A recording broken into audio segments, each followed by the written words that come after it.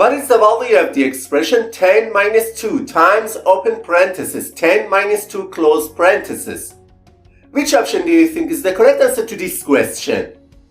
This question is actually very easy, but it tricks almost everyone. Let's take a closer look and solve it together. In the first step, most people perform the subtraction between 10 and 2, which I have highlighted in blue. So, this expression simplifies to 8 multiplied by 10 minus 2 inside the parentheses. In the next step, they calculate 10 minus 2 inside the parentheses, which becomes 8 multiplied by 8. And finally, the value of this expression must be equal to 64. Then, without any hesitation, they quickly say that option C is the correct answer to this question. But it's not the correct answer to this question. Now let me show you how to solve this expression properly. To solve this question, we need to follow a rule that is called PEMDAS.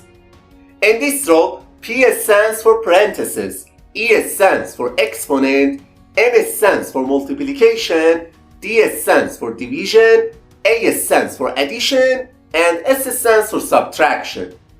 We have to follow the order of operations I told you, step by step from top to bottom.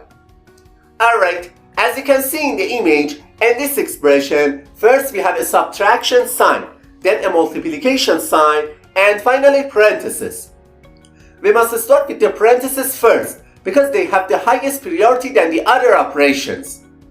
So, we can write this expression as 10 minus 2 multiplied by 8. In the next step, we move on to the multiplication between 2 and 8, because multiplication has a higher priority than subtraction. So, we'll write this expression as 10 minus 16, which finally gives them the answer -6. Therefore, option A is the correct answer to this question.